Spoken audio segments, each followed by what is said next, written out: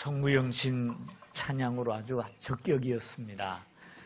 새해도 변함없이 우리에게 주어진 십자가를 지고 주님을 따르는 한 해가 되기를 주님의 이름으로 축원을 드립니다. 이스라엘 백성들이 애굽을 나와서 가나안에 가는 동안에 광야 생활을 했죠. 한 40년 생활을 했는데요. 그 40년 생활 가운데 이스라엘이 잊을 수 없는 큰 기적을 두 가지를 경험을 합니다. 많이 있지만 대표로 두 가지를 얘기하는데요. 첫째는 하늘에서 내려주신 만나를 먹은 것과 또 하나는 여리고 성을 손도 안 대고 무너뜨린 사건입니다. 이 두 가지 사건은 공통점도 있고 다른 점도 있어요. 공통점은 어떤 공통점이 있느냐? 두 가지가 있는데요. 두 사건 다 강을 건넌 후에 일어났다는 겁니다. 홍해를 건넌 다음에 만나가 내렸고요.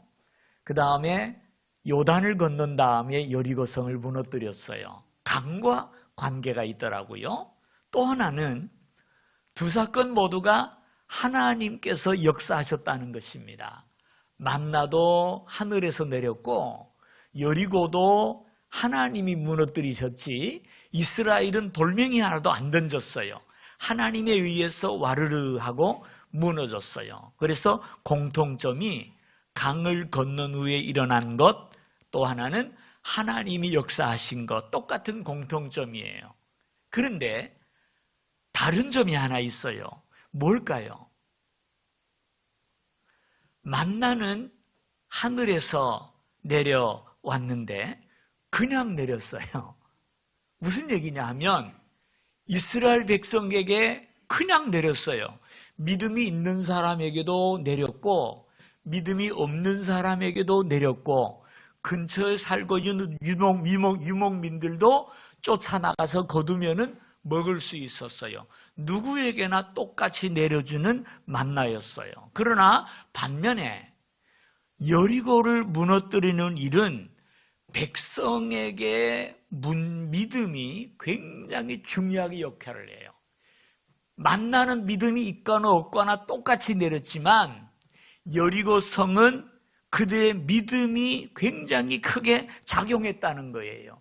믿음으로 성을 돈 사람은 성이 무너지는 것을 보았지만 믿음이 없이 도망간 사람은 그 성의 무너짐을 보지 못했습니다. 제가 이 말씀을 왜 드리냐면 하나님께서 우리에게 내려주시는 복에도 저는 두 종류가 있다고 생각을 합니다. 첫째는 믿음이 없어도 주시는 복이 있어요. 예수 믿고 그럭저럭 교회 빠지지 않고 나오고 가끔 생각나면 성경도 읽어보고 급하면 기도하며 그렇게 살아가는데도 하나님께서 은혜를 주시더라고요. 무슨 은혜입니까? 만나와 같은 은혜를 주시더라는 말이에요. 그러나 반면에 가나안 땅을 정복하기 위해서 그 땅의 아름다운 소산을 먹기 위해서 칼을 들고 나아가 싸운 성도들에게는 하나님의 은혜가 더 풍성히 주어지더라는 말이에요. 가나안 땅을 차지했고 가나안의 풍요한 음료와 음식을 마음껏 먹을 수 있는 풍성한 삶을 살더라는 사실이에요. 다시 말해서 가정에서 직장에서나 사업터에서 거저 누릴 수 있는 은혜도 있지만 우리가 싸워야 누릴 수 있는 더 풍성한 은혜가 분명히 있더라는 말입니다. 여러분, 하나님께서 이스라엘을 애굽에서 이끌어내실 때 왜 이끌어내셨을까요?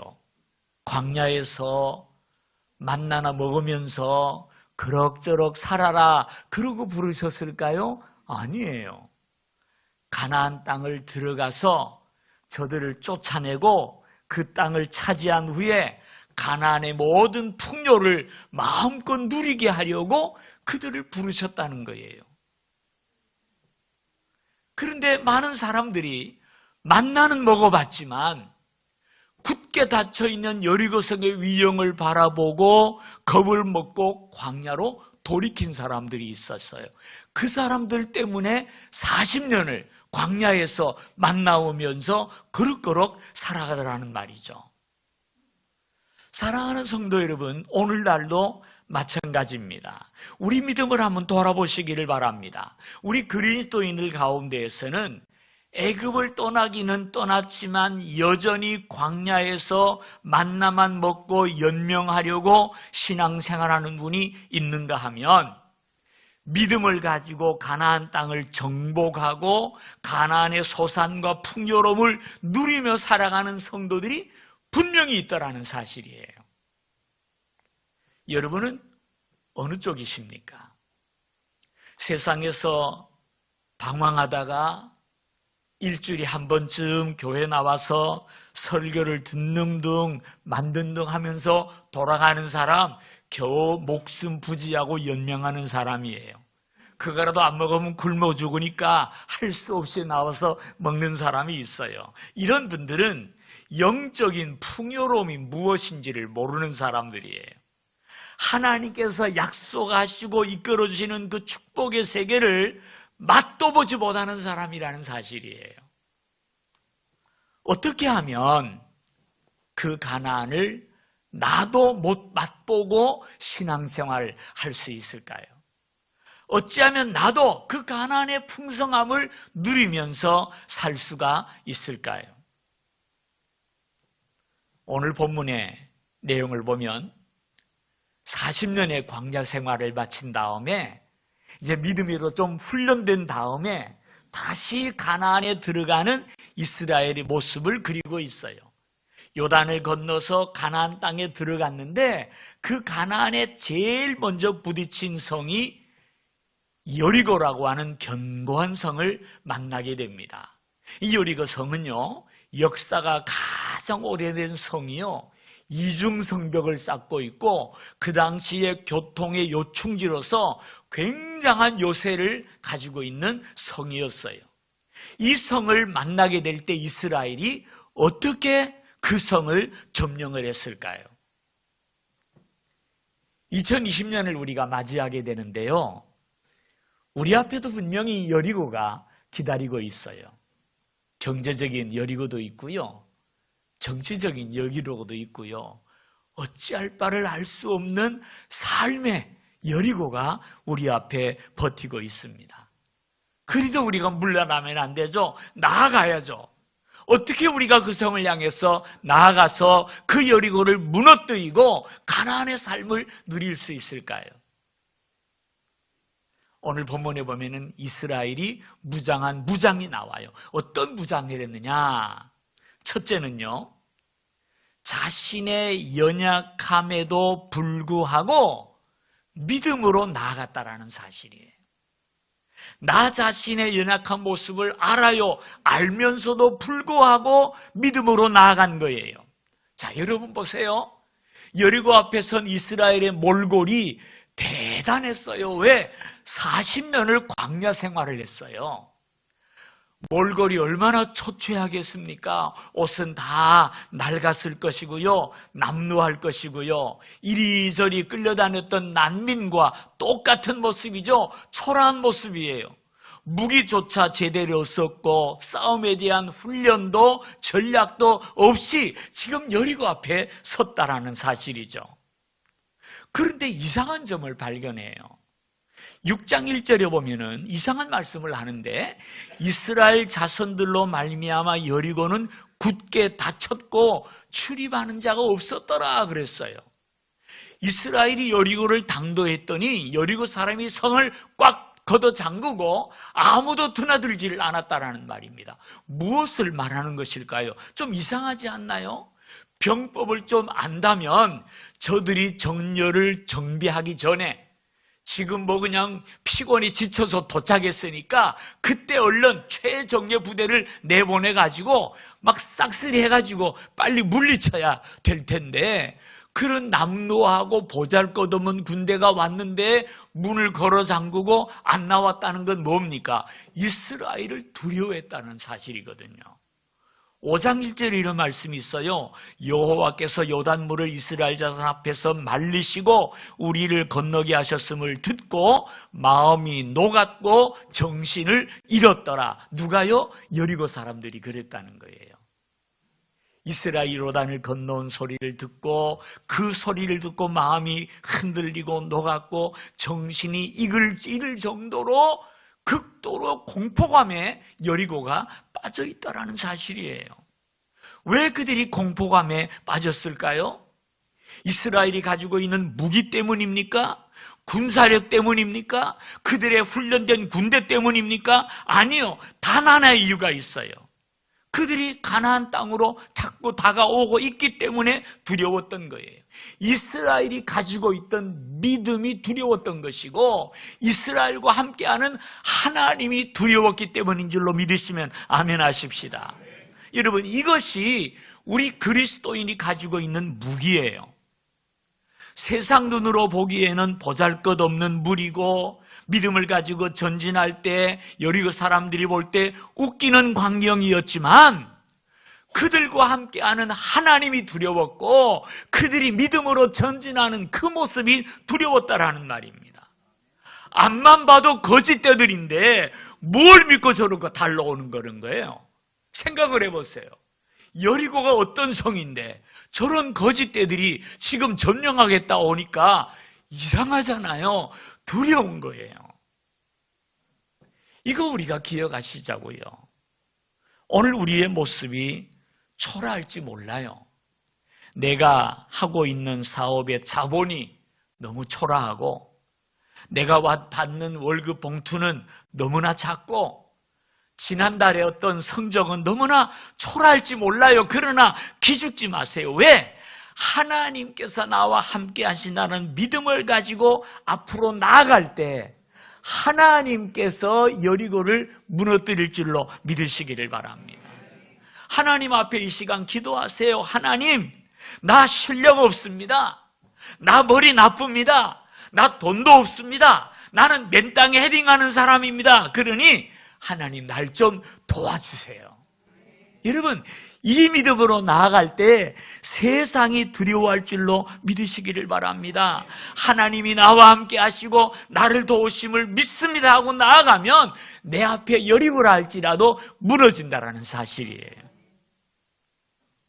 두 번째는 인내심을 가지고 믿음으로 사셨으면 좋겠습니다. 하나님께서 여리고를 정복하는 이스라엘에게 이상한 명령을 내리시죠. 엿새 동안은 그 여리고성을 하루 한 바퀴만 돌아라.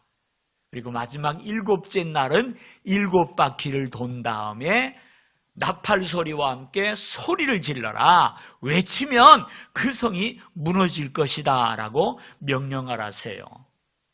좀 이상하죠? 아니, 가만히 있다가 7째 날 그냥 소리 지르면 안 됩니까? 꼭 매일 한 바퀴씩 돌아야 됩니까? 왜 그런 명령을 주셨을까요? 저는 이 명령을 바라보면서 한 가지 큰 교훈을 넣는데 그게 뭐냐면 믿음은 바로 인내라는 사실입니다. 여러분, 인내 없이는 아무것도 이룰 수 없음을 이 사건이 보여주는 거예요. 하루 한 바퀴 돌았는데 성이 이렇게 좀 그래도 깃발이라도 부러져야 될 텐데 멀쩡합니다. 그 다음날 한 바퀴 또 돌고 왔는데 이제쯤 되면은 돌멩이 하나쯤은 떨어져 줘야 되는데 멀쩡합니다. 6일 동안을 도는데 아무렇지도 않아요. 마지막 날 7바퀴를 돌아도 아무렇지도 않아요. 뭐가 필요합니까? 인내가 필요하다라는 말이에요. 하나님께서 이스라엘에게 인내를 훈련시킨 거예요. 우리도 그래요. 믿음으로 남편 구원을 위해서 기도합니다. 그런데 남편은 요지부동이에요. 나는 그리스도인답게 양심적으로 사업하려고 애를 쓰는데 사업은 여전히 부진해요. 무언가 나는 믿음으로 전진하려고 하는데 파란 불이 켜지지 않고 늘 빨간 불이에요. 이럴 때 우리 마음이 초조할 수밖에 없죠. 하나님이 정말 내 기도를 들으시는가? 하나님이 나와 함께 하시는가? 회의가 드는 것이 사실이에요. 그런데 오늘 밤 중요한 진리를 하나 배우십시다. 하나님의 역사는 하루아침에 이루어지는 법이 없더라고요. 귀한 것일수록 얻어지는 과정이 길고 어려워요. 사람들은 결과를 원합니다. 결과를 주목합니다. 그러나 하나님은 그 과정까지 주목하시고 하나도 놓치지 않고 지켜보시는 거예요. 그러므로 무언가 하나님으로부터 기대하는 것이 있다면 무엇이든지 그것이 이루어지는 과정을 밟아가면서 앞으로 나가야지 하루아침에 대박 나는 게 없다라는 사실이에요. 인내하는 과정 없이 결과를 탐하는 것은 하나님께서 게으름이라고 얘기해요. 악하던 것이라고 말을 해요. 성도 여러분, 새해 여러분 각자가 가지고 있는 소망이 있을 줄 압니다. 중요한 것은 그 소망도 중요하지만 소망을 이루어가는 과정이 너무나 중요하다는 사실을 잊지 말기를 바랍니다. 절대로 초조하지 말고 조금 더 찾아보고 조금 더 견뎌 보십시다. 그러면 마침내 우리 앞에 무너질 날이 있을 것입니다. 꼭 기억하세요. 하나님의 역사는 하루아침에 일어나지 않아요. 결국 여리고성은 6일을 무혐한 날처럼 보내는 것처럼 보였지만 그 6일은 마지막 날 7째 날을 준비하기 위한 과정이었다는 사실이에요. 새해 첫날을 맞이하면서 각오하십시다. 우리 앞에도 분명히 여리고가 있을 거예요. 그러나 그 여리고는 인내하는 사람 앞에 무너진다라는 사실이에요. 인내하는 사람만이 하나님의 역사를 구경하게 될 줄로 믿으시기를 바랍니다. 그래서 이 안에 인내함으로 믿음으로 사시기를 바라고요. 세 번째는 기대를 가지고 살았으면 좋겠어요. 기대를 가지고 믿음으로 사시자고요. 하나님의 명령을 한번 생각해 보세요. 가만 보면은 터무니없지 않아요? 하루 한 바퀴 돌고 마지막 날 7바퀴 돌면 무너진다? 무너질 것 같아요? 무너질 것 같지 않아요. 아무리 생각을 해도. 하나님이 뭔가 좀 착각하거나 헛소리 하시는 게 아닌가 그런 생각이 들 수도 있어요. 그런데 가만히 보면은요, 하나님께서는요 가끔 그렇게 터무니없는 일을 우리에게 시키실 때가 있어요. 내 생각으로 아무 생각해도 이건 아닌데 하나님이 하라실 때가 있다니까요. 왜 그런지 알아요? 우리 하나님은 정말 재미있는 분이세요. 하나님은 우리의 상상을 초월하시는 하나님이신 것 같아요. 여러분 보세요. 과일 하나만 봐도 똑같은 과일이 없어요. 사과는 사과같이 생겼고요. 포도는 포도로 같이 생겼고 석류는 석류같이 생겼는데 석류는 석류 맛을 내고 포도는 포도 맛을 내고 사과는 사과 맛을 내요. 신기합니다. 수백 수천 가지 과일이 똑같은 게 없더라고요. 다 달라요. 그걸 보면 하나님의 상상력은요 우리가 감히 쫓아갈 수 없을 만큼 대단하신 것 같아요. 그렇길래 하나님이 온 세상을 창조하셨잖아요. 그 하나님은 온 세상을 다 다르게 창조하신 위대하신 분이세요. 이런 하나님이신 까닭에 하나님이 하시는 일도 우리의 상상을 초월하세요. 그렇기 때문에 우리는 하나님에 대해서 기대를 가지고 살아야 돼요. 기대. 내가 하는 일이 잘 생각대로 되지 않고 하나님이 나에게 납득할 수 없는 길로 인도한다고 좌절하지 마세요. 아니, 이리로 가면 뭐가 있길래 하나님이 나를 또 이리로 가게 하시는 것일까? 기대를 가져보란 말이에요. 왜? 하나님은 우리의 상상을 뛰어넘도록 역사하시는 하나님이세요. 하나님을 제발 여러분의 곧 잡은 머릿속에 가두지 마세요. 새해 좀 그렇게 살아보십시다. 크신 하나님 믿고 크게 좀 살아보자고요. 내 작은 머릿속에 하나님 가둬놓고 하나님 이렇게 해주세요 저렇게 해주세요 하지 말고 주 뜻대로 하옵소서 하고 나가면 하나님께서 내 상상을 뛰어넘도록 당신의 역사를 이루어 가실 줄 믿습니다. 여리고를 보면 하나님께서 언제 어떻게 무너질지를 얘기하지 않으세요. 하나님께서 그거 가르치지 않았어요. 그래서 믿음으로 돌기만 해라, 그럼 무너질 거다, 그렇게 얘기하셨거든요. 꼭 우리 인생 같아요. 우리 인생도 보면 한 치 앞도 내다보지 못하고 살잖아요. 내일 무슨 일이 일어날지 여러분 아세요? 모르잖아요. 어떤 때는 안개 속에서 더듬으면서 가는 것 같이 느껴질 때도 있어요. 전혀 결과에 대해서 보장받지 못하고 발을 옮겨야 될 때가 우리에게 있더라니까요. 그러나 그때 우리에게 필요한 것이 뭡니까? 믿음이라는 사실이에요. 무엇을 믿으라는 것입니까? 하나님이 하시는 일을 기대하며 믿으시라는 거예요. 믿음은 하나님께 왜 그렇습니까? 라고 묻지 않는 것이 믿음입니다. 앞날을 모르고 보이지 않지만 믿음으로 나가는 것이 믿음이에요. 하나님 결과를 좀 보여주세요. 그러면 순종하겠습니다. 이건 믿음이 아니에요. 믿음은 무조건 가는 것이지, 믿음은 무조건 여리고를 도는 것이지, 하나님이 약속을 해주세요, 이렇게 해주세요, 그건 믿음이 아니라는 말이에요. 왜 하나님께서 이스라엘 앞에 그 여리고가 어떻게 무너진다는 것을 비밀로 해놓으셨을까요? 왜 하나님 오늘 우리에게 내일 일을 말씀하지 않는 것일까요? 좀 알면 좋을 텐데 그런 생각도 들어요. 근데 왜 하나님께서 알게 하지 않는 것일까요? 제 생각에는 차라리 모르는 것이 믿음으로 행할 수 있기 때문이 아닐까, 그런 생각이 들어요. 모르니까 믿음으로 삽니다. 앞날을 모르니까 겸손하게 됩니다. 앞날을 모르니까 기도할 수밖에 없어요. 앞날을 모르니까 하나님 약속 붙잡고 따라갈 수밖에 없는 것 아니겠습니까? 하나님은 우리에게 그것을 원하신다는 사실이에요. 그러므로 우리 그리스도인에게 미래는 두려움이 아니고 기대입니다. 두려움이 아니고 기대입니다. 신문을 보면 답답하기는 해요. 금년에 또 무슨 일이 있을래나, 다음엔 또 뭔가 좀 걱정이 되긴 돼요. 그런데 걱정에 빠지지 마십시다.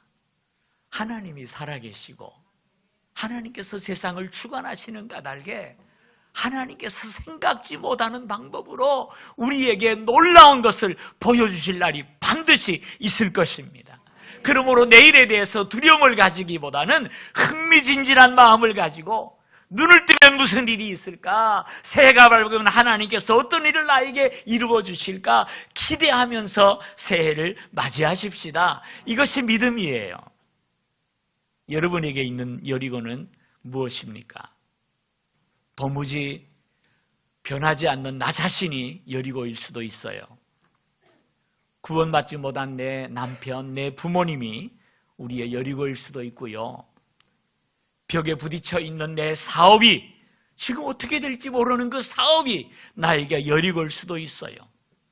나 스스로 어찌할 수 없는 건강의 문제, 성취의 문제, 이런 것들이 우리에게 여리고 있을 수 있죠. 여러분의 여리고가 무엇이든지 그 성이 무너지는 데 필요한 것은 오직 하나, 믿음뿐인 줄로 믿으시기를 바랍니다. 새해에도 분명히 많은 장애물이, 여리고가 우리 앞에 나타나겠죠. 그러나 그럴 때 하나님을 믿는 사람의 태도가 무엇입니까? 나의 능력이, 나의 모습이 비록 초라할지라도 하나님을 믿고 나아가는 것입니다. 더디더라도 인내하면서 나아가는 것입니다. 하나님께서 이루실 그 영광을 바라보며 기대하며 믿음으로 나아가는 것입니다. 우리 신앙생활을 너무나 방어적으로 하지 마십시다. 좀 싸우는 것을 두려워하지 말고 믿음의 방패와 성령의 검을 들고 세상을 향해 나아가셨으면 좋겠어요. 직장에서, 사업장에서, 학교에서 여러분 선포하세요. 하나님의 크심을 선포하세요. 너희는 나의 밥이다. 하나님께서 나에게 주셨다. 믿음을 가지고 나아갈 때 하나님께서 반드시 우리에게 깃발을 꽂게 하실 것이고, 하나님이 우리와 함께 하시는 까닭에 반드시 우리 기도는 응답될 줄로 믿으시기를 바랍니다. 세상 사람들과의 경쟁에서 비슬거리지 말고 뒤로 물러나지 말고 하나님의 영광을 드러내기 위해서, 그 영광의 나라를 세워가기 위해서 꿈을 가지고 믿음으로 나아가는 2020년 한 해가 되기를 주님의 이름으로 축원을 드립니다. 우리 찬송 한 장 하십시다. 내일 일은 난 몰라요. 준비 다 되셨죠? 내일 일은 난 몰라요.